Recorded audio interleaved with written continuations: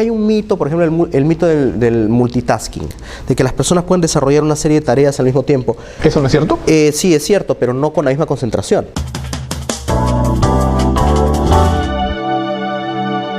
Hola amigos, nuevamente con ustedes aquí en el blog de Dominio Colectivo. Esta vez contamos con la participación de Julio César Mateus. Redes sociales y educación. Cualquier cosa y educación, ¿no? Cualquier cosa no en un sentido peyorativo, sino que la educación tiene que ser entendida en su sentido más amplio, y más aún si las redes sociales son un tema de moda, emergente, más que de moda, que tiene una tendencia a quedarse con todo el tema de Internet 2.0, 3.0. Yo creo que Internet y redes sociales es no una posibilidad, sino una obligación.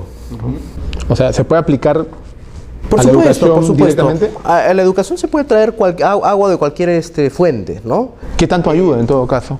Allí hay que entender que Internet o las redes sociales no son más que un instrumento, y entonces siempre eso es relativo. Dependerá de la persona que utilice las redes sociales, cuál sea su estrategia pedagógica para utilizar esas redes sociales, o cuál sea la estrategia, digamos, pedagógica también del propio estudiante para consumir información a través de las redes sociales. Pero todas tienen que ser entendidas desde el fondo de lo que es la cultura digital. Yo creo que si no se entiende qué está detrás de la cultura digital, no se va a entender. Es decir, ¿a qué te refieres con cultura digital? Lo digital no tiene que ver con el dominio más o menos eficiente de ciertas tecnologías, sino con entender que esas tecnologías están transformando la manera de pensar, de concebir, de entender el tiempo, el espacio. Y si no somos conscientes de todo ese bagaje de transformaciones, cualquier uso que le demos a la tecnología va a ser un uso meramente instrumental. Vamos al tema más específico ya. Centramos en el tema de redes sociales. A la educación se le asocia mucho con el tema enciclopédico, el tema muy de libro, de repente. Y tenemos Wikipedia, por un lado, que no tiene rigor científico. Cierto, porque cualquiera de nosotros puede hacer un artículo en Wikipedia. Sí, eso no le quita rigor científico a Wikipedia. Digamos, Wikipedia, como cualquier open source o cualquier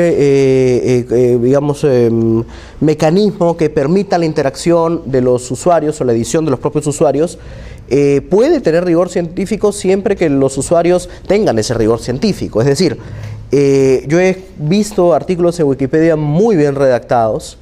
No es que cualquiera pueda entrar a Wikipedia tampoco a editar un artículo, es decir, hay cierta reglamentación, norma, que tiene que ver con la legitimidad del usuario. Uno en las redes sociales también elabora, ¿no?, o construye una reputación o una identidad en torno al tipo de servicios o de información que brinda. En ese sentido, no es que cualquiera pueda entrar a Wikipedia a editar contenido, sino que uno tiene que haber ganado cierta legitimidad. En el seminario sobre el Internet en Fundación Telefónica escuchaba un poco que se armó un pequeño debate en el uso de herramientas, estos smartphones, tablets, celulares, en el aula. ¿Tú cómo ves este tema? ¿Es un peligro para el profesor? ¿O en realidad es un peligro por la distracción que puede tener? Por los dos lados, ¿no? Creo que si el profesor se pone a competir con la tecnología, evidentemente va a salir perdiendo.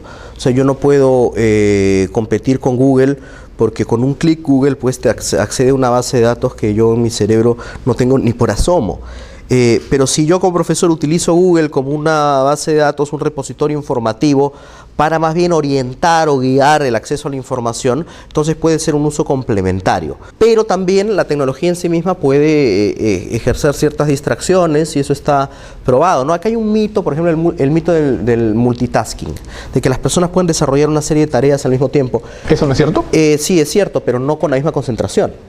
Entonces, no sé si es una virtud o un defecto, depende del momento. De repente para una función específica, los periodistas digitales tienen que ser multitasking. Todos tenemos que ser multitasking para conseguir información, pero el problema es que muchos periodistas se quedan en el nivel de la superficie de la información.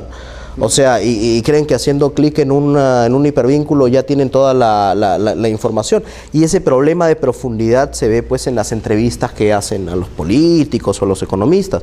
Muchos de ellos, ¿no? Hay otros que utilizan estratégicamente Internet como una fuente de información muy valiosa, porque han podido construir de manera intuitiva un sistema de búsqueda que les permita acceder a información no solo actualizada, sino también legitimada. Entonces, si se combinan estas cosas, yo creo que uno puede encontrar en Internet información de primer orden, ¿no?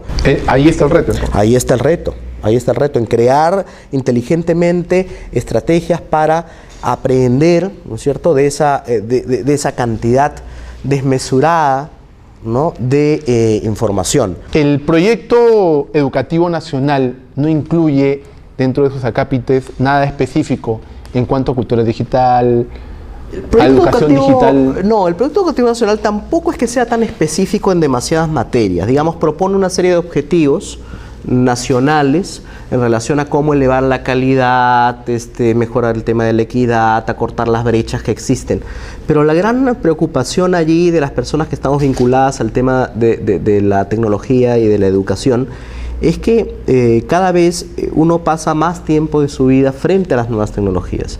Y ni siquiera hablemos de que la brecha es demasiado alta, porque en nuestro país 25% de acceso en el caso de sectores urbanos a Internet, ¿no? En el caso de sectores rurales, allí sí es bastante limitado, y ahí es donde tendría que haber políticas públicas, ¿no es cierto?, relacionadas a la educación, que conciban la tecnología como una manera, digamos, no solo de acceder al mundo, que es lo que usualmente se dice cuando uno instala Internet, sino como una manera estratégica de también poder recibir información, que es esto que hablábamos del alfabetismo o el analfabetismo digital o mediático, ¿no? Julio César, muchas gracias. Fue Julio César Mateus, profesor de la Facultad de Comunicaciones de la Universidad de Lima, en esta emisión nueva del blog de Dominio Colectivo. Hasta la próxima.